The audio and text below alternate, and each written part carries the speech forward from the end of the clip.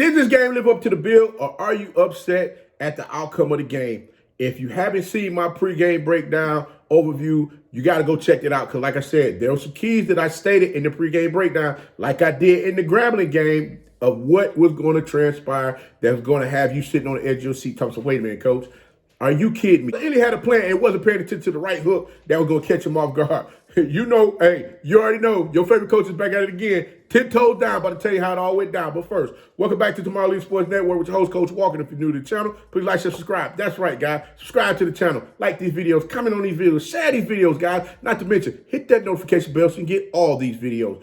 Also, you can follow us on social media. The links are listed down below in the description. And before we go any further, make sure you tap in a friend or 2, 3, 4, 5. Tell them to come on in. It's nothing but positive vibes over here, guys. We're just having a good time talking about HBCU sports as well as professional sports and current affairs and recruiting. Guys, like I said before, if you know of anyone out there that needs help with their recruiting, as far as them trying to play collegiate football, guys, there's some camps that's coming up. Please make sure you follow me on my social media platforms. Those are, like I said, they're listed down below in the description. And get that information and sign up for those camps so you can get out there and get your exposure so that you can get yourselves in position to possibly get scholarships to continue playing the sport that you love to play on a collegiate level. So without further ado, we're going to go ahead and get on in this thing because like I said before, this game, this game lived up to the billing. Hey, Alabama A&M showed team effort on both sides of the ball tonight. And I'm telling you, not to mention special teams. Special teams, you got to have that special teams sauce in there in the game plan as well. Because without special teams, what you got, boys? You can have a bunch of disaster out there if you're not paying no attention. And when I tell you, Alabama A&M was able to block a punt and at least kick a 49-yard field goal to put 3 points on the board to put them up by 10 at half. And I'm going to tell you, Alabama State followed the game plan by, making sure they were eating up the clock and keeping a kill glass on the sideline. But you had one daggone problem, guys. When daggone Ryan Nettles get hurt, what you gonna do? I reached out to a couple of people that were at the game tonight, and I was told that he had an eye injury in which, from when he tried to run the ball in the end zone, he went head first, sliding down into the ground. Some folks said it was a concussion. A lot of people were saying that the person that I spoke with was saying that it was an eye injury. His eye got swollen. I guess that was from the pellets coming up out of the turf pellets hitting him in the face. I hope, however the injury goes with Nettles, I hope he's okay. And hey, Nettles, wishing you have a speedy recovery as well. Coach rooting for you, man. So let's get to it.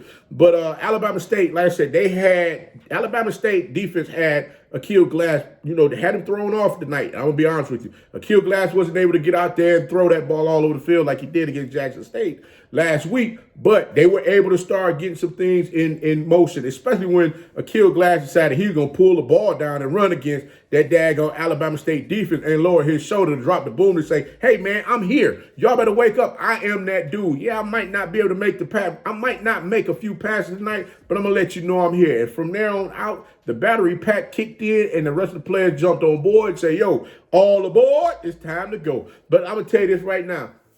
The Hornets defense was on the field just a little too much. When Alabama A&M was able to finally start getting things moving, the Alabama State front four, they was starting to wear down, and you can see it, guys. I mean, they just started falling apart. Akil Glass was able to throw the ball 40 times, completing 25 for 372 yards and 3 touchdowns. You already know if Akil Glass is having that kind of success throwing the ball, you know his outlaw receivers are putting up numbers. Guys, Zabrian Moore had 4 receptions for 138 yards, 2 touchdowns. Adbul-Fatai Ibrahim had 7 receptions for 102 yards. Man, listen, these guys are putting on a show as far as letting you know, hey, y'all can't cover me. And I mean, hey, somebody do me a huge favor. Poll number 27 for Alabama State. Somebody give that young man a hug because that young man out there was getting cooked. And when I say he's getting cooked out there so bad, he was frustrated. And you can see the frustration on his face.